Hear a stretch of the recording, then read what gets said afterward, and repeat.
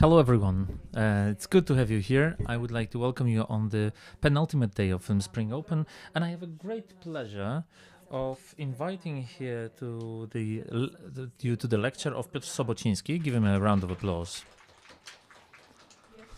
So Piotr Sobociński, the DOP, the author of cinematography for Hiacynt or the Corpus Christi.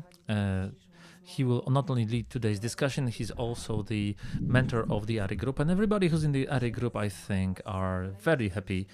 And Piotr, we're so happy that you are here with us. And I would like to invite you here to the stage.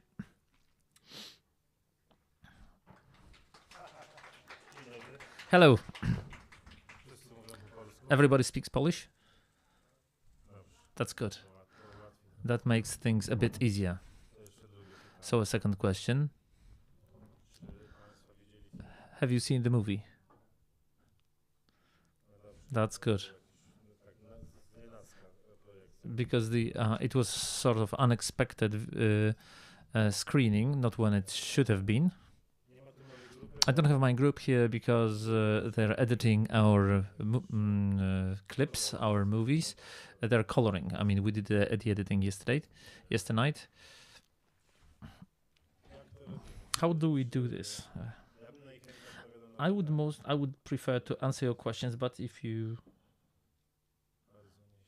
very timid, I don't see any questions. I can give you a short talk, but I made this film a long time ago. I do not remember much from there.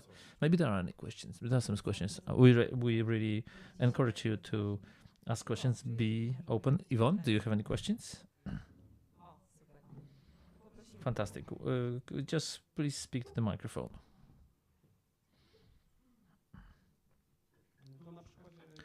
So here on the example of Hiacynt, at which moment did you join the crew, and how the first discussions went in how it should be done? Is it something that we've seen on the screen?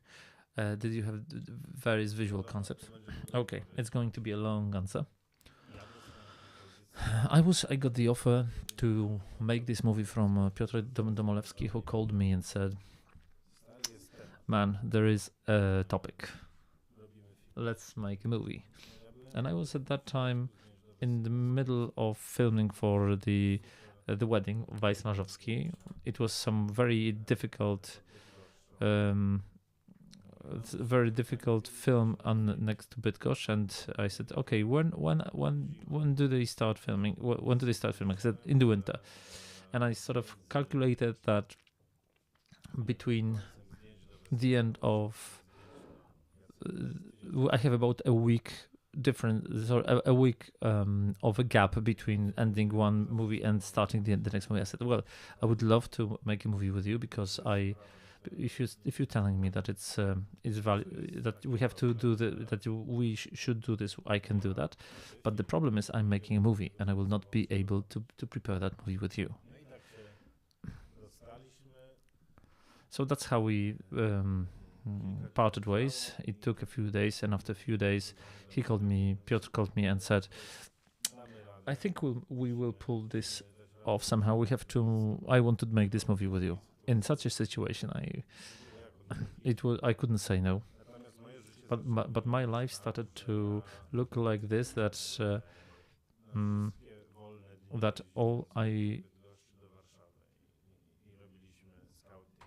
we go doing scouting every single free day that I had, locations, because the film takes place in the 1980s, as you probably know. So what surprised me in is that few years before I made a movie called Bogowie, and I had a certain database of objects and locations which I had at the back of my head. So I know where I will make those scenes. Let's go into those places. And these places were gone. They were totally erased. Some parts of the town, of the city in Warsaw were totally erased. And you had new skyscrapers. So it occurred that was the biggest problem, because the Hiacynt has a small budget, very little time, and it occurred that we are in some place when we have to shoot the scene, but the camera can only look in one way. So if you want to do a counter shot, there's nothing there, and you would have to move to another place, which we had physically had no time for this.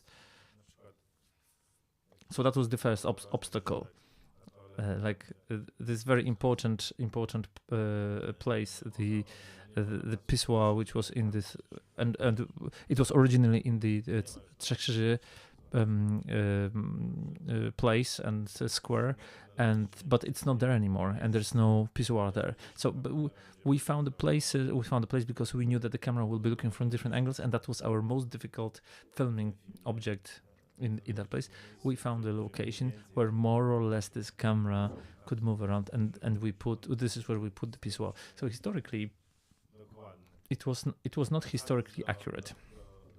Coming back to the preparation after the documentation, I was coming back to the set of the wedding, where we had very difficult group scenes, a lot of night shooting, and I was shooting the wedding during the night and during the days in Zooms and Teams. I was preparing that movie, reading the script, the storyboards. I was preparing the Hiacynt. So I promised to myself that I will never do that again, because you have to be full of. You have to have a time to regain your strength. It was 2021, I think. This year I did exactly the same stuff. So I made a movie with Palkowski, and 4 days after I finished filming for Palkowski, I started the movie with Domalewski. But I knew about that early enough that I was preparing the film of Domalewski before the Palkowski's movie. So this transfer was a bit easier, but that's not something that I would recommend to you. Again, I'm convinced that I will never do anything like that again. And here let me quickly move to what conclusions we had during our discussions. The Wedding was a very broad movie, from a handheld camera, 100%.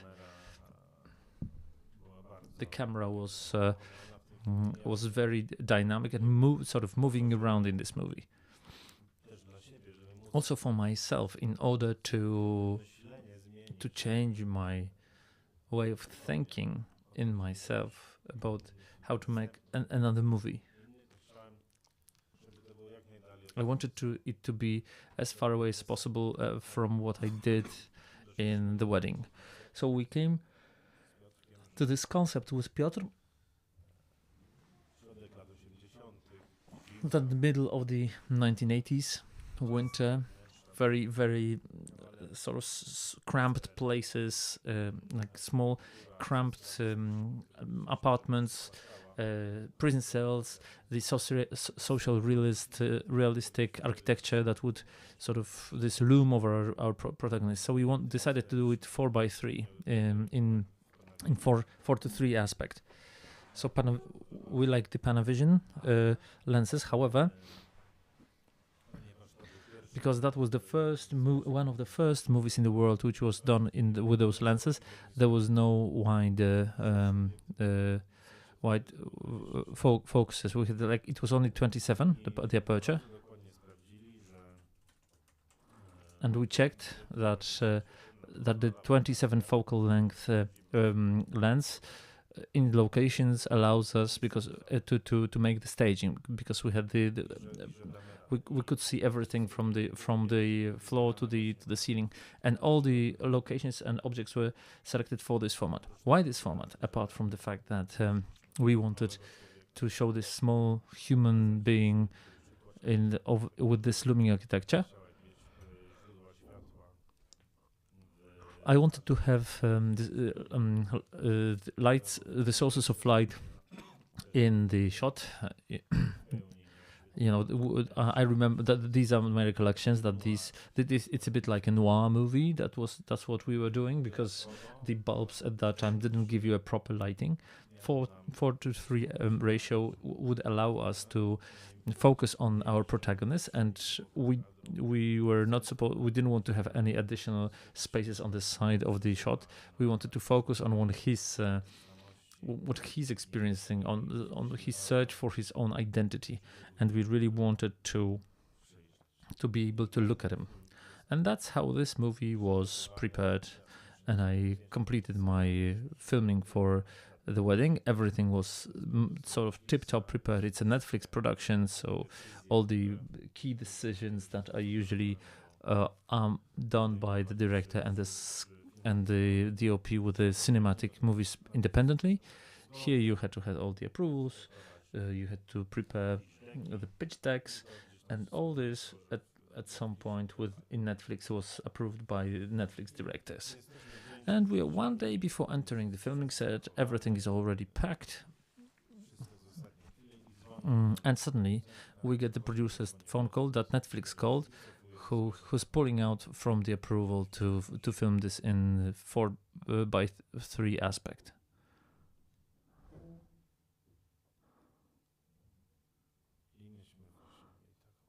And that was our reaction.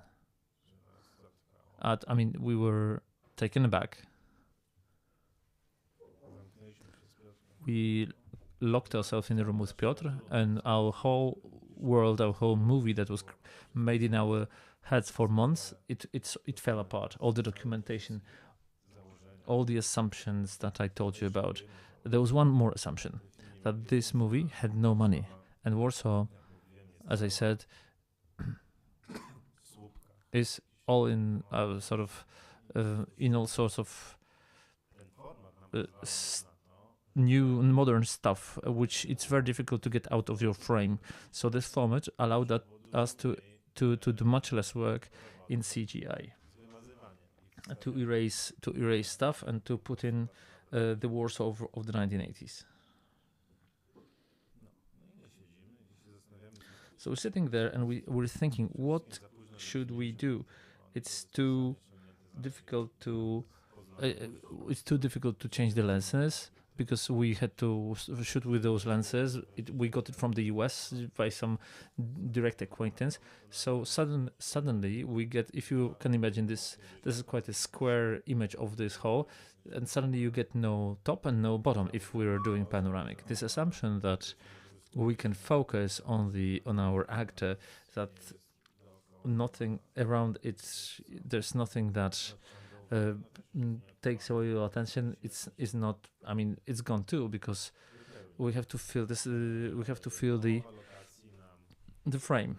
Half of the locations suddenly disappeared because we were not able to make a shot where somebody's sitting and somebody next is standing, because we will see the top of the head of another person. The other person will be cropped at the forehead. And out of this panic and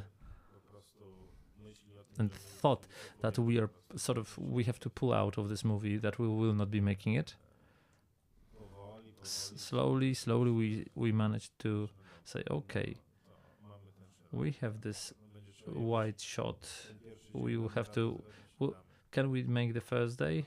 Yeah, because it's a big location. And what with the concept that we are to focus on a human? Okay, if you can't focus like this, maybe, let's make it that he's searching looking for his own identity, and it's him and a lot of space on the side. That it's empty. That there's a girl, and then the guy appears. When the boy appears, we have two portraits that this emptiness is somehow filled. And when it's about focus, how do we get the focus in the shot? We can sort of the focal depth, we can open the apertures to such a way that the focus will be only on this guy. And the second one is that we will will freeze the camera, that it will be a static camera. And this movie that you saw, these assumptions were made within 6-8 hours because we were sitting for the whole day and thinking. Additionally, I was with a camera. I usually landed in a wardrobe or in the doors, so that they were sort of sewing off. They were sewing a hole in the wall so that I would be able to show things, because on one hand we suddenly got our world squeezed. On the other hand, that the decision that we're not moving the camera, you cannot do a pan. You cannot pan your camera. So if you want to have a broader set, you have to move back. So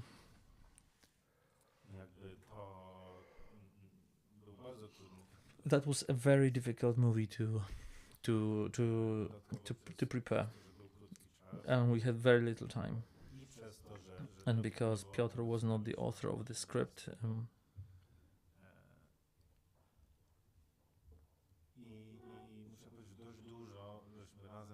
and we changed quite a lot ourselves, even when the movie started, because it occurred that certain things work, certain don't. We've changed the whole ending also due to financial reasons, because there's some chase, getting into the trains. It was impossible to do that, so a lot changed in that movie, and on the go, so to speak.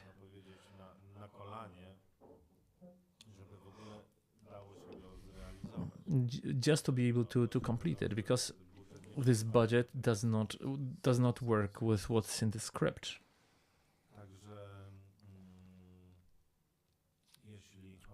So when it comes to this, the part of the question about the form, I answered your question. I can tell you also about the lighting that I started, that I like to work on nuance. I like to my lighting not to be felt. I would like this to be invisible, but affect the mood and build the story arc and impact more your subconscious rather than be consciously perceived and being protruding from a story. The filming are to serve the story and not to step in front of the story. So I decided, okay, we have this noir movie, and I had this thought that I have this dream, because the winters in Poland for years are very gloomy and rainy. There's no snow, there's no sun. I wanted this movie to be no sun, that it would take place during the night, that if it's during the day we have this dim light. We know this very well. We have that in front of our eyes, that it never gets bright because we have so many clouds, and that it's so, apart from the architecture, so social realist architecture, this weather also to be overbearing. And this one moment when the sun comes, it's when he discovers in him love in him, and it happens so that 90%, in 90% of cases we were lucky about the weather.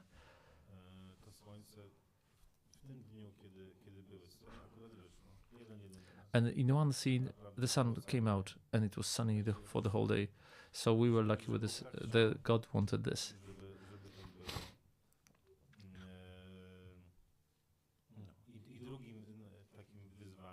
And the second thing was that I wanted this movie to be gloomy. I wanted these light sources to be in the shot. It's a technical thing.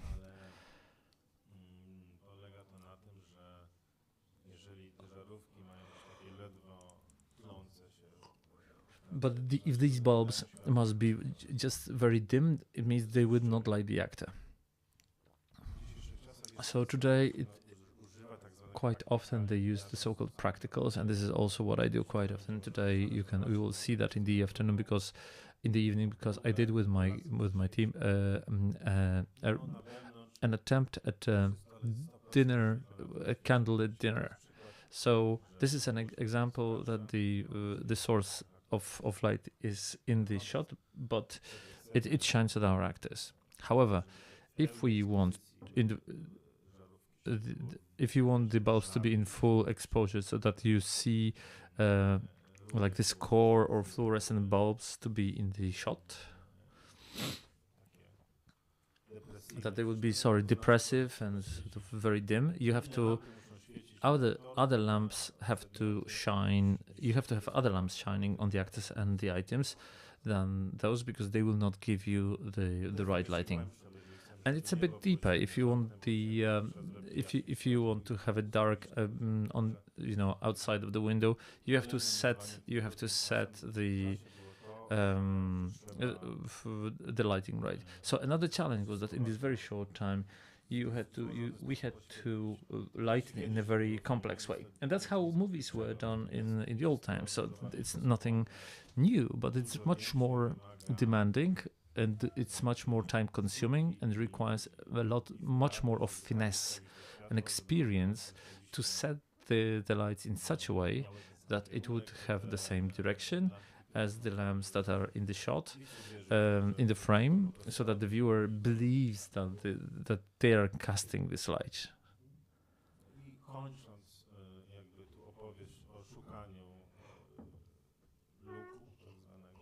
So finishing my story about looking for the look of the movie, it's more and more it's less and less easy. I remember the sodium lamps. I wanted this night to be so golden, more colorful than when our protagonist starts to move around, where he's going to parties, when the investigation is ongoing, that it would start to have another mood, that those days are so dark and overbearing, and the image gets lively during the night. So first I had this golden glow of the incandescent and sodium lamps on the streets, with a colder light of fluorescent bulbs, and of course the blue light, the blue police lamp light. And on this I built the image in Hiacynt. So I hope I answered your question. Next question.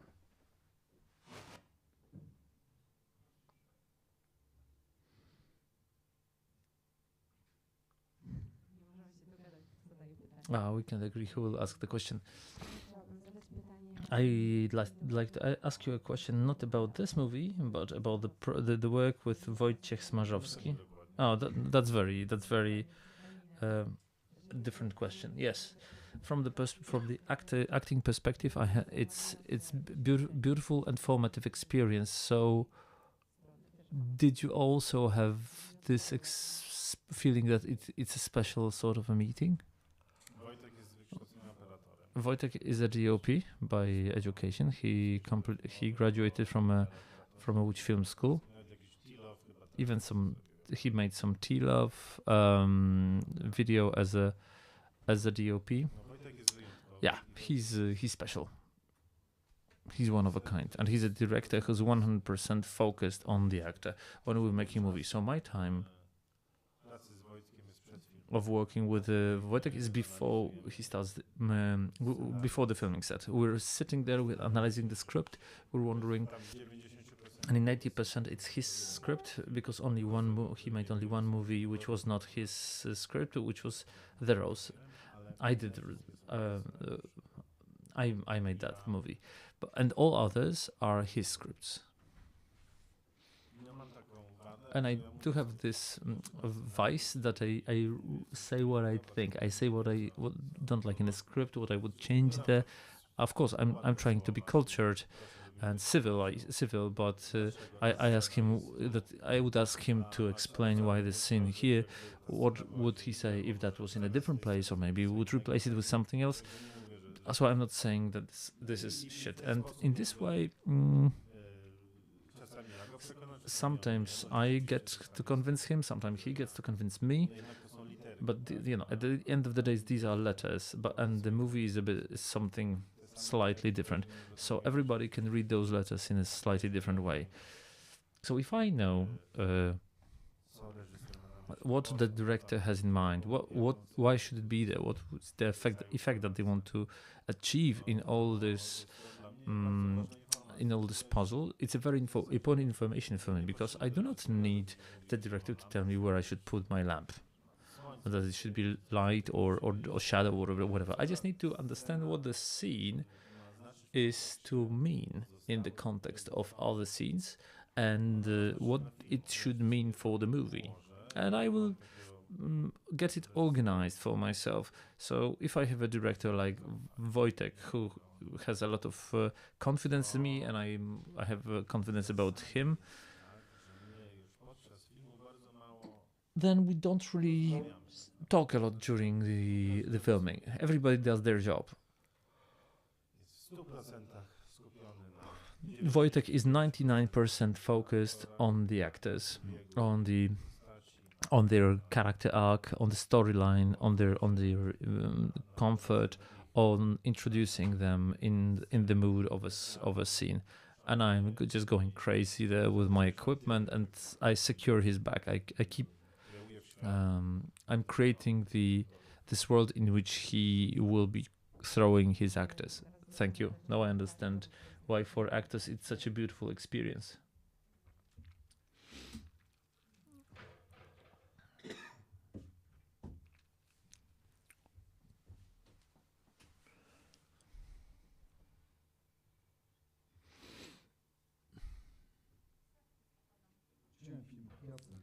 Hi, I saw the movie Hiacynt, but I wanted to ask you generally, when you're working on the script, what do you like, what you don't like, what is difficult for you, what is easy for you?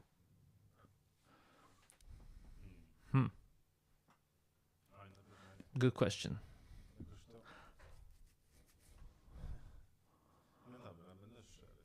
I have to be honest. What I always loved in movies is the crew. And this moment when the relations is that we all make a movie.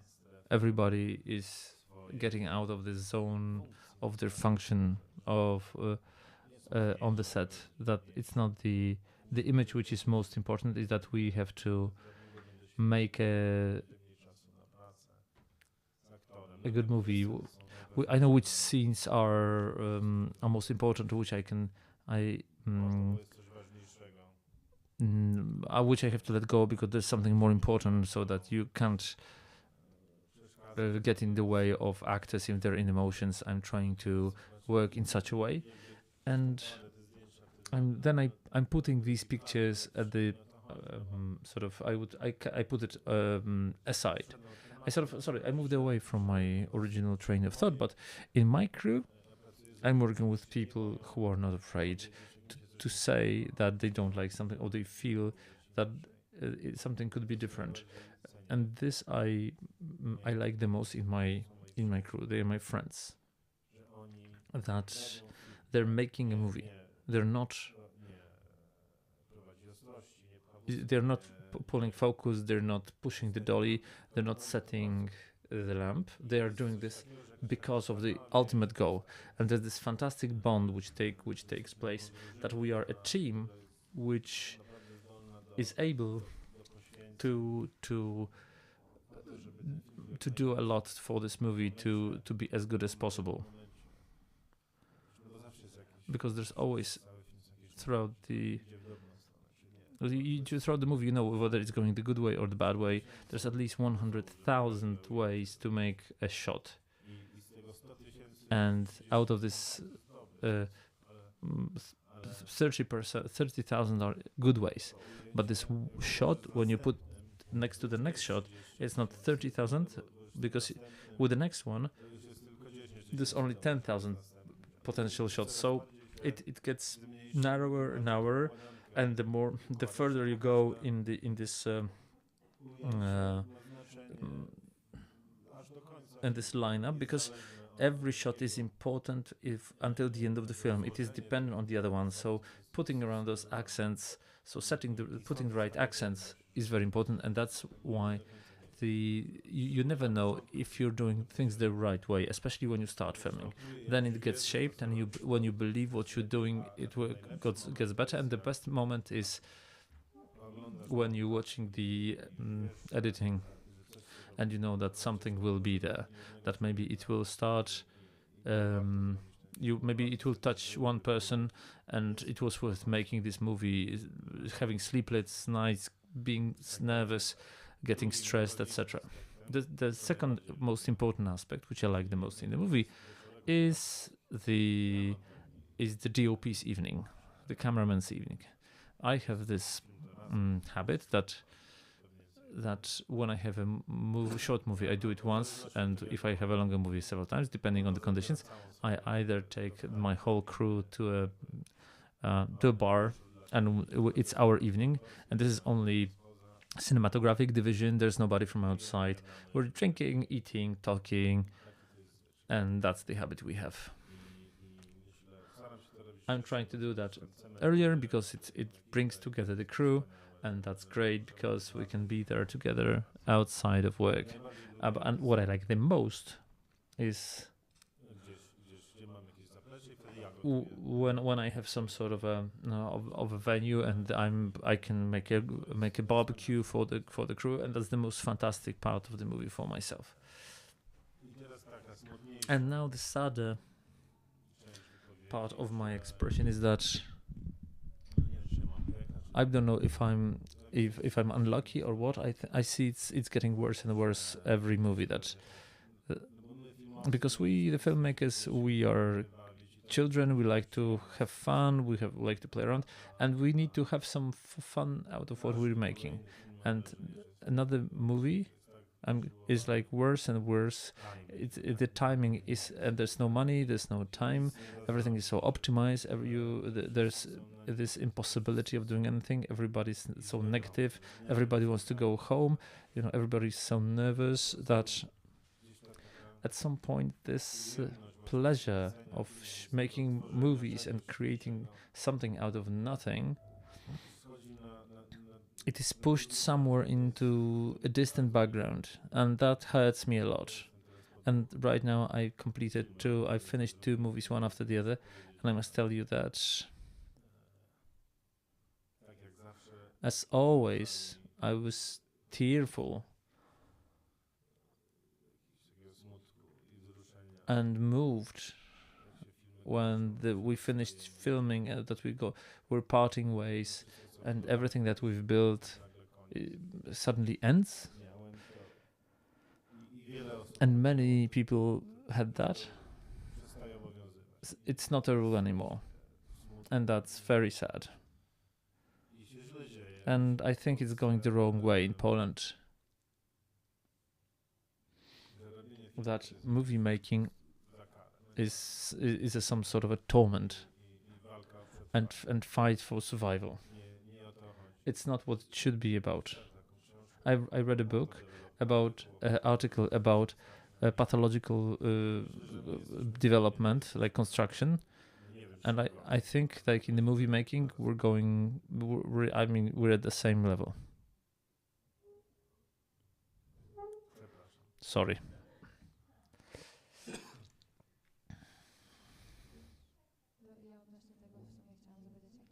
I wanted to ask you, what is the argument of Netflix that you can't do this format?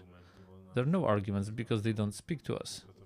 They just gave us the message through a producer. There's no discussion. They are the client. They pay for the movie. No means no. And you can't. Just imagine, we spent months to prepare this movie. We were talking to the actors. We were looking for locations. And the only thing we can do, we could say, no, we don't do that. But we live with this so much. It's our life. It's our world. We're already inside. A day before the set, we're already so focused. And suddenly, You say, no, not doing this. So there's no discussion. No, not in this case. Can I ask you another question? That you meant if the material went to the filming, you saw this you saw the footage, for example, and you decided to change the concept after the filming was done. No, I never changed a concept, a general idea, but it also depends on the movie, because Smarzowski always shoots in a chronological order, and this is very comfortable, because it's not the concept that changes, but it gets polished or honed. Because when you start filming, I know that I will do that. Mendes did that. He shot American Beauty in a week, and they said that was his film debut, and he said, "This is not what I wanted. We need to shoot it again." They're like, really? And he started to shoot anew. But he had this opportunity. It doesn't happen. It doesn't happen to me. I don't have that chance. But sometimes I get the opportunity to reshoot one scene. And as you said, in the beginning of the movie, for example, we shot some scene, and this movie is turning into a different direction. It's again the same concept. We're not changing the concept, but for some reason, this first scene that we thought would be good, we were looking for a different effect.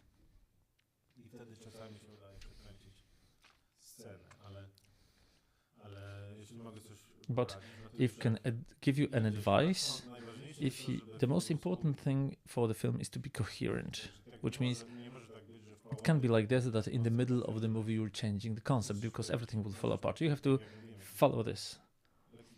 You can make a slight change, slight twist, maybe replace something, but the movie has to be coherent. That's the most important Bible, the most important commandment in the film's Bible.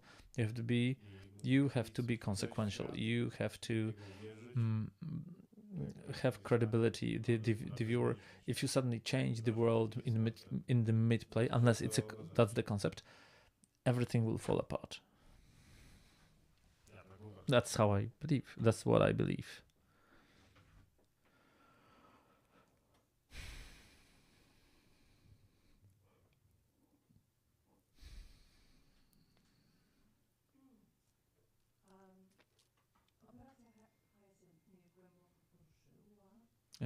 Hiacynt moved me a lot. I saw the TV show many times because it was novel and fresh. You said you were talking to the director, but did you cooperate with Marcin Ciastoń, and did you talk about his vision? As I was, I was outside of this all. We had a few meetings between us three. I think it was also Marcin's debut, and he was so kind to let us into this, and it was so that we, by ourselves, together with Piotr, we were writing, and he accepted this, and it was introduced somehow, but I mainly worked with Piotr directly. The director. Just like with Janek Komasa with Boże Ciało, we were rewriting the script for 3 months with autorem film on the in the attic, and the script was totally changed, so we didn't have this comfort here. So there were scenes also which were done after the main filming set. It was often so. So it's an interesting thing. The award for the script in the festivals. You should give the award for the script when you see the film and you read the script. Sometimes it's one thing. Sometimes they have nothing in common. So that's interesting. But the truth is that without a script, you have no movie.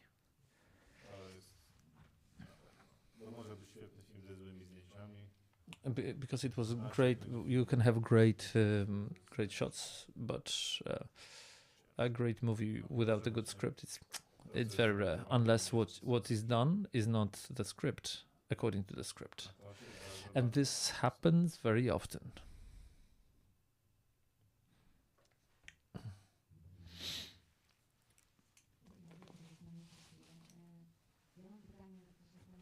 I have a question on how do you select your projects? I probably come to you, but what is the key? Is this like a moving story that carries you away, or like a human aspect too? But what is your key for selecting the movies when you decide on? It's all about money. No, the script, of course, the script and the director. These are the two aspects which are most important for me.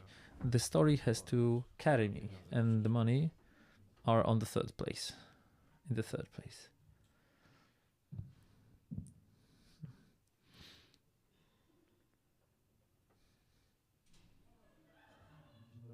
Hello. You said it's more and more important. It's more and more difficult to find places in Warsaw, like in the 1980s. Does it mean that there will be less and less movies about those times, or are they more difficult to do? I think that it will be less and less movies altogether because you cannot get the budgets together. But not all the movies need to be made in Warsaw. Thankfully or not, there are cities which still look as if they were frozen in they froze in 1980s. You can just enter and do the filming there. Yeah, but true. Here, our Polish producers here were here, and we met over a dinner, and we had this discussion that it was not an optimistic one. That right now to get together a budget, in Poland we used to have 50, 60 movies a year, but this year we get the financing for 6 movies so far, or maybe 12.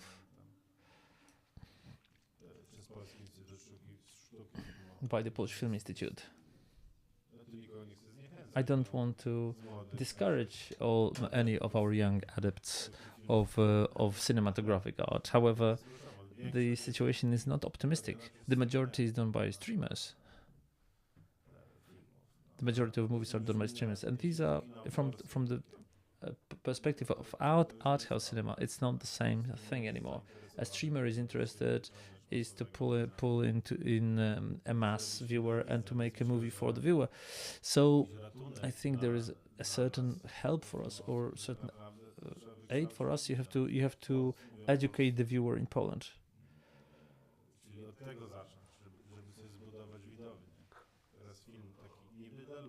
So first we had build an audience. So for example, Kulej, 30,000 people in the opening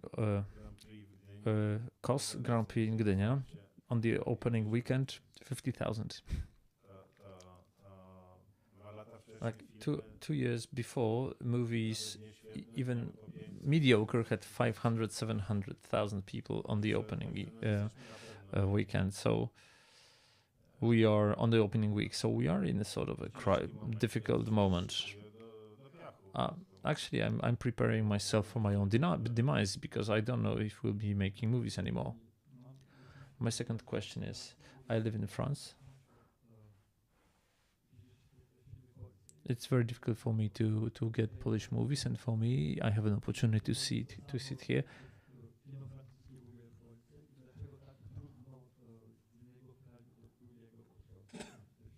Or why is it so difficult to get those movies from one country to another?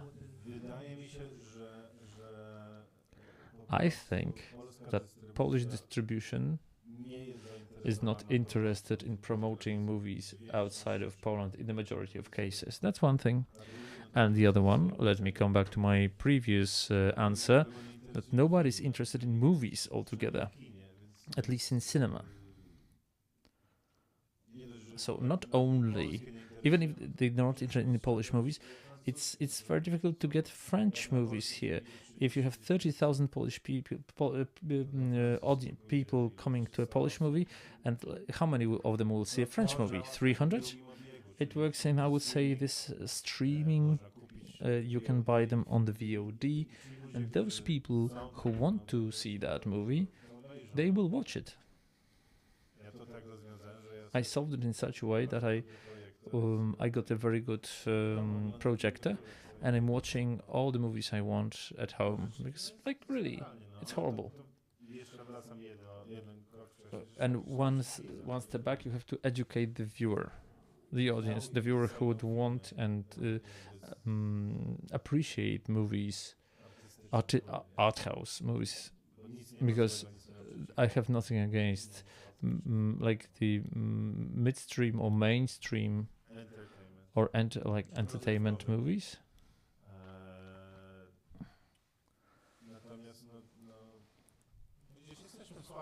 But we are in a sort of a crisis point, and I don't know which way it will go. Do festivals help with this? I read somewhere that even Oscars are not interesting to anyone. There is like a total dip in prestige and interest. It wasn't like this always. If something won a festival, people would go to the cinema. But KOS, it won the Gdynia Festival and then had the opening at 50,000 viewers.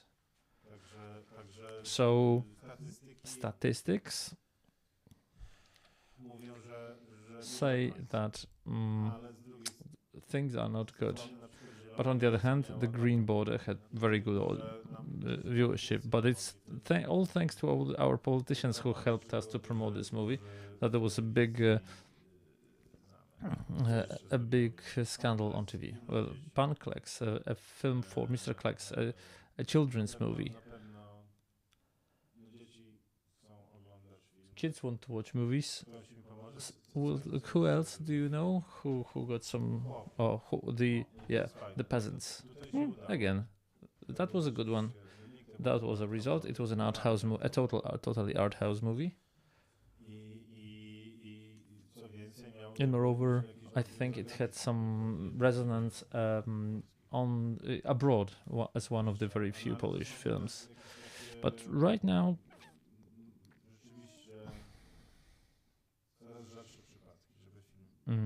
are very few cases in between that a Polish movie would be profitable. I'm not following that because I would go crazy, but I think that Polish comedies or like horrors are watched on Netflix. They're clickable. They're clicked also outside of Poland.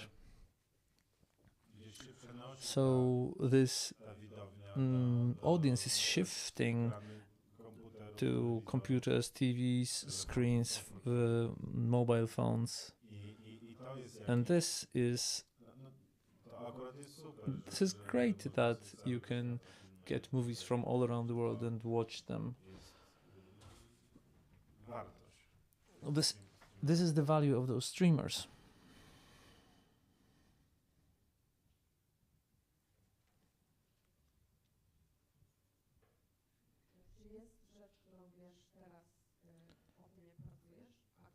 Is there a thing that you know now as you're working, and is there something that you would say to yourself at a younger age?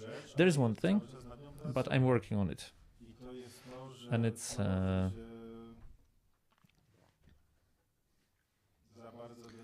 I'm getting too nervous that you're shouting. It never changes anything, because it is as it is. You are supposed to have sun, you have rain, you have things that you have no control over, and you have to somehow get over it and move on.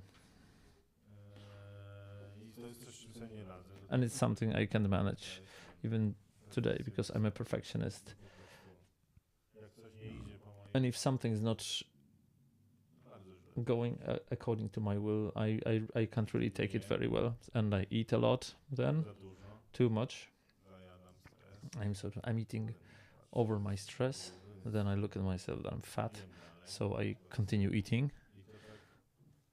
And this is what it looks like. This is my filmmaking.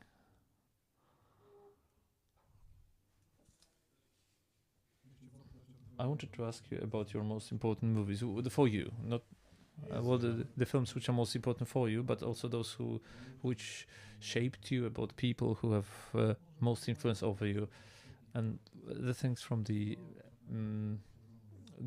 domain of art which resonates with you. I like to eat. I like tasty food. So like, no, like really, what helped me a lot when our kids were born, and I noticed that the film is not the most important thing. This is what I will say to myself, to younger myself. My most important movies, despite this depressive mood, I hope my depressive pronouncement from before. I hope they're still in front of me. There's a guy, Krzysztof Ptak. He is a cinematographer who invited me to do operating the camera, and thanks to Krzysztof Ptak, I managed to meet Wojciech Smarzowski, who then gave me my debut. Because I was filming in his movie the Evil House. But Krzysztof said I didn't want to do filming there because I wanted to do my own stuff. But Krzysztof said, please do that, and we were filming in Bieszczady in the mountains. It was done on some crazy shitty digital camera. I really didn't want to do that. But then I met Wojtek, who charmed me with his approach to actors, to the movie, to the level of, to the focus. And Krzysztof, which I didn't understand yet at that time, he insisted that I'm in all documentations, that I'm in all meetings, which you normally don't have the cameraman there. I was so pissed off that I have to go there, but hey, I met for free from behind the scenes how you produce the movie, how all these discussions look like. I even myself started to say things by myself because he was pushing me to the forefront. Then during the filming set, when we started to film, he sort of started to get late. He was eating his breakfast for a longer time, and I was left with a gaffer. And the people looked at me because Krzysztof was not there. And very smoothly, I sort of entered that movie because I was lighting. The Krzysztof would come, he would correct or not. If he liked it, he just left it like that. If he didn't, he would correct it. And I totally unconsciously, I was adapted by Krzysztof to be the DOP, the director of photography. And I remember that after the Evil House, Smarzowski called me and he said, I want to offer you a movie. And instead of being happy, I froze. I said, it's impossible. Krzysztof loves me so much. And now I will take away his director.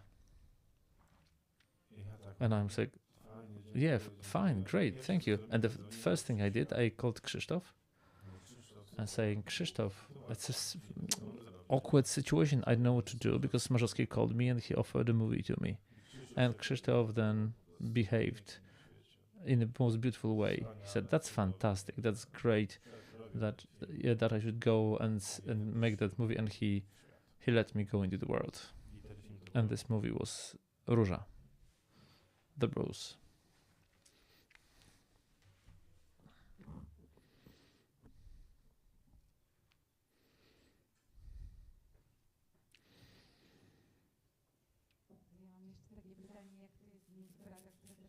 How it is to have a brother who's also a cinematographer?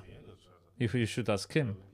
I was the first, but I also have a father and grandfather who are cinematographers. I have I had grandfathers who were actors, a mother who's an actress, and a sister who's an actress. I don't know how it is to have a brother who's not a cinematographer. No, like it's great. It's great. I think he's at a much higher level of career than myself. He's making movies mainly abroad. He earns huge money, and he's doing great.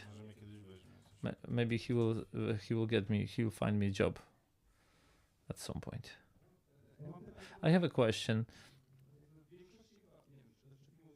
In the majority of the movies, are you also a DOP because standing behind the camera? What determines it? During the filming, do you have shots that where you have to be at the camera, or I was just wondering, how do you transfer? I'm a pretty good cameraman. I've been working with the majority of Polish DOPs before I started to do photography myself. When I started, I had a cameraman because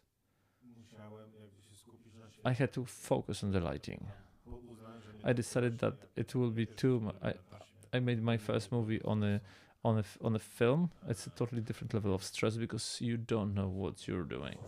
You have to feel it, and this tape, and about the change of concept.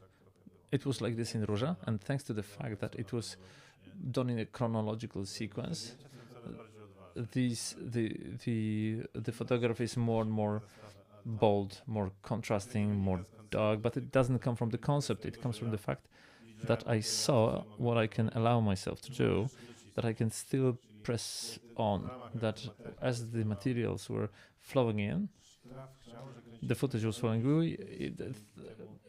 It happened, thankfully, so that we were shooting chronologically, so this development sort of falls in place with the development of the story. Yeah. Operating the camera. Well, first I had my camera operator, my cameraman. Then Maciej Lisiecki also became a camera operator. So I don't have a guy who was moving the camera, and with increasingly tenser and agendas, and with less and less money, you don't have this time, and that's another person. If it's not a person who knows you, a person who's good in what they're doing, let's say, or they feel what you want to do, you have to communicate, and there's no time for this communication in current situation. So if you have smaller films where I knew it would be difficult, that I get the camera to my own hands, and I'm just next to the actor, and I can give them a remark. I see what's happening on the set. When I'm at the preview, I'm focusing on the image, which is great because I have a clear creative process. However, here I'm at the center of events, and I can react to the actor when something changes. I can whatever happens on the set, I can change something, and I take responsibility for that because I have a cameraman. When you set the lighting, you have only a certain piece of the set which works.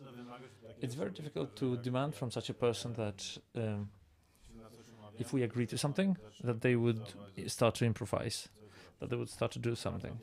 That can be done only by the best camera men who are aware of where things are still good and where it stops being good anymore. So we have two cameras. 100% I'm taking a cameraman because I have a control over the whole photography process of image. I have to be at the preview and control the whole set.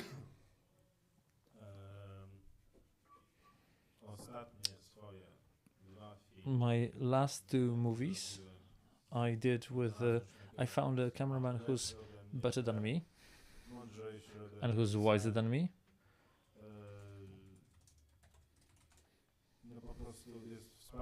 He's fantastic.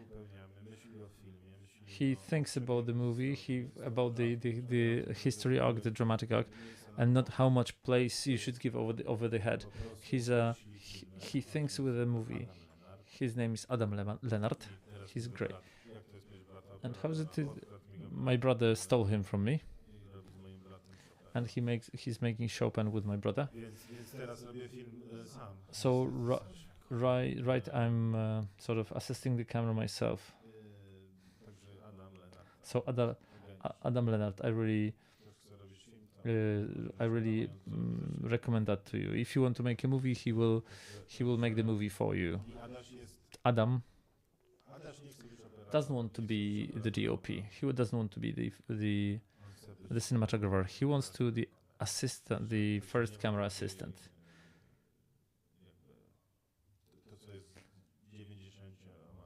So in 90% of Polish camera assistants, the problem is you have him for 2 movies and then he becomes the cinematographer.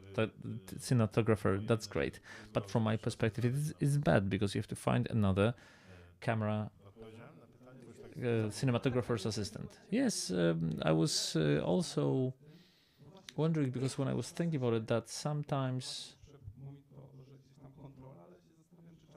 one thing is control, but on the other hand, this closeness and intuition.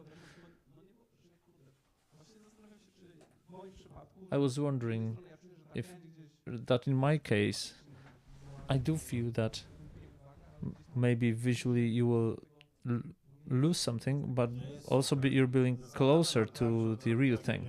With Adam, it's doing things as I would do it, but better. So there is a certain logic in this, that as if it was second me on the set in front of the camera.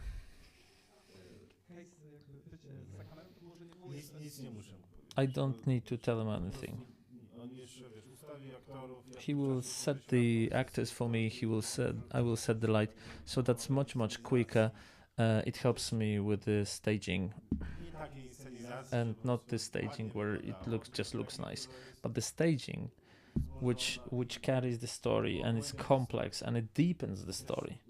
And also the movement of the camera that he suggests is also stems from the emotions of the actors, from the atmosphere that we want to have in the scene.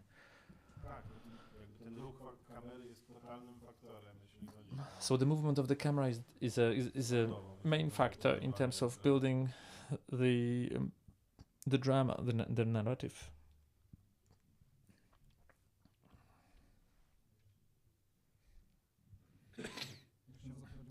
I wanted to ask you, where can you learn that? Because it is so that when you get to such a set, you either do well or they fire you.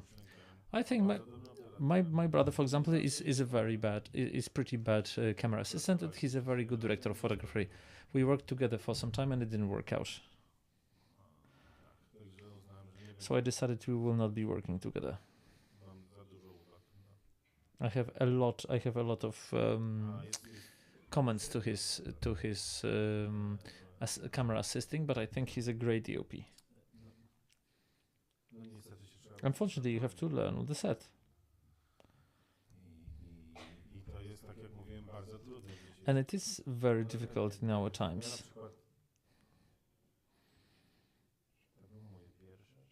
Was my first camera assisting? I mustered up my strength and I called Edelman, who took me for the second camera in cutting, and I agreed. I went there. I was super stressed, but at some point, the second camera, I know it's less important, and slowly you get in, and if you have a good crew, the guys will tell you how to put in the handles, what to put where, so that you feel comfortable, how to do the looper, there's no. I think there are classes in camera assistance, but I think that's you have to discover that in yourself in practice, and it stems from your emotion. I think I I started to become a good camera assistant when I stopped thinking about assisting the camera, but I started to think about looking at the actor through the look. The acting cannot be technical; it has to be emotional. So you have to learn how to set the head, and then you have to get all the technical things right, and then you throw it all away, and you have to be present. You have to be the eyes of the audience and to see what will get us interested.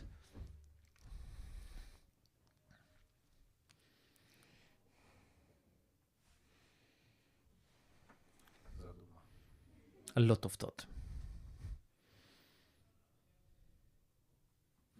Okay, guys, I think let's not prolong this torment. I think we spoke a lot. I would like to thank you very much for joining me here. And you came here to listen to me and watch me. Thanks.